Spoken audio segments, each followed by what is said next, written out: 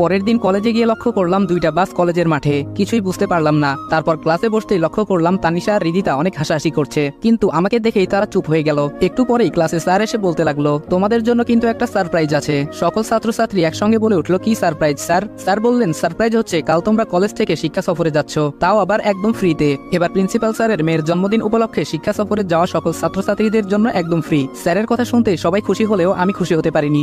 আগের মুডে থাকলে হয়তো এতক্ষণে হইচই করে ক্লাস কাঁপিয়ে ফেলতাম, কিন্তু এখন কেন জানি সেই আনন্দটা মন থেকে আসছে না। সেদিন আর ক্লাস হলো না, অল্প কিছুক্ষণের মধ্যেই ছুটি হয়ে গেল। তারপর প্রিন্সিপাল স্যারের কাছে টিসির কথা বলতেই তিনি অনেকটা রেগে যান। এরপরে প্রিন্সিপাল স্যারকে একটু বুঝিয়ে বললাম, তারপর স্যারও রাজি হয়ে গেল এবং বলল কাল সকালে টিসি নিয়ে যেও। স্যারের সঙ্গে কথা বলা শেষ করে তারপর বাড়িতে চলে আসলাম।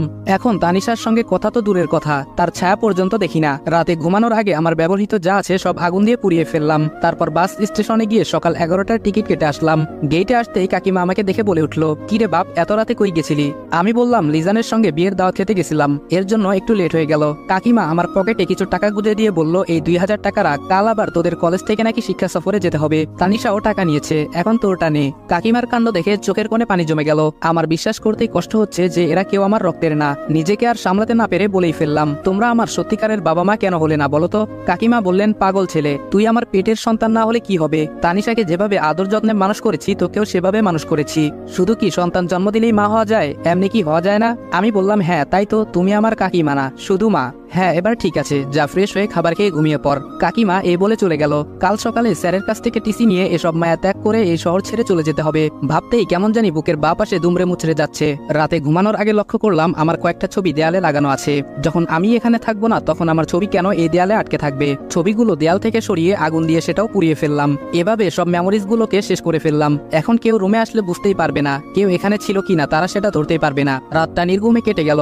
সকালে উঠে ছাদে গিয়ে কিছুক্ষণ ভাবলাম, কোথায় যাব, কার কাছে যাব? তেমন তো যাওয়ার কোনো মাধ্যমই পাচ্ছি না। আত্মীয় স্বজন বলতেও কেউ নেই, তাহলে যাবোটা কোথায়? ভাবতেই রাকিবের কথা মনে পড়ে গেল। সে হয়তো আমাকে কোনো একটা উপায় বের করে দিতে পারবে। এসব ভাবতেই দেখলাম তানিশা হাতে ব্রাশ নিয়ে আমার সামনে মাথা নিচু করে দাঁড়িয়ে আছে। হয়তো কিছু বলতে চাচ্ছে, কিন্তু কোনো এক সংকোচ বোধের জন্য কিছু বলতে পারছে না। এখন তানিশার সামনে দাঁড়িয়ে থাকতেও আমার লজ্জা করছে। যাকে আপন বোন ভাবতাম, সে আমাকে চরিত্রহীন বলে অপবাদ দিল। তার সামনে কিভাবে থাকা যায়? বেঁচে থাকলে তো ওর সঙ্গে কথাই বলবো না। ওর বলা কথাটা আমার মরণের আগ পর্যন্ত মনে রাখবো। এসব ভেবে কোনো কথা না বলে তানিশাকে ছাদে একা থাকতে দিয়ে চলে আসলাম। ফ্রেশ হয়ে খাবার খেয়ে স্কুল কলেজ লাইফের কাগজপত্র সব ফাইলে ভরে নিলাম। তারপর ব্যাগে 2টা শার্ট 2টা গেঞ্জি ভরে নিলাম। এখন কলেজে গিয়ে প্রিন্সিপাল স্যারের কাছ থেকে টিসিটা নিয়ে এই শহরের সব মায়া ছেড়ে যাব। তারপর রুম থেকে বের হতেই কাকিমা আমাকে দেখেই বলে উঠলো, কিরে বাপ, কলেজে এখনো যাসনি?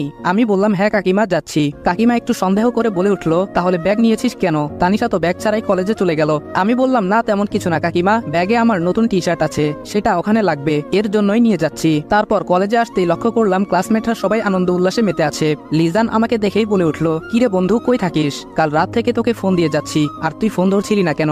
আমি বললাম, মুড ভালো নেই। আচ্ছা বাদ দে এসব কথা, তোরা তাহলে যা, আমার একটু প্রিন্সিপাল স্যারের সঙ্গে দেখা করতে হবে। লিজান বলল, কি বলছিস এসব? আমরা যাব মানে? তুই যাবি না আমাদের সঙ্গে?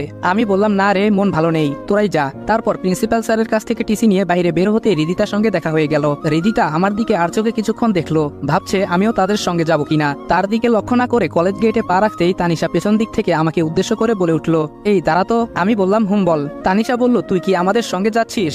আমি বললাম, আমি গেলে কি সমস্যা? তানিশা বলল, না মানে লিজান যে বলল তুই নাকি শিক্ষা সফরে আমাদের সঙ্গে যাচ্ছিস না। আমি বললাম, হুম সেটাই, আমি যাচ্ছি না, তোরা ভালোভাবে যাস। এই বলে চলে আসতে যাব, এর মধ্যে তানিশা বলে উঠলো, তাহলে তোর কাছে ব্যাগ কেন?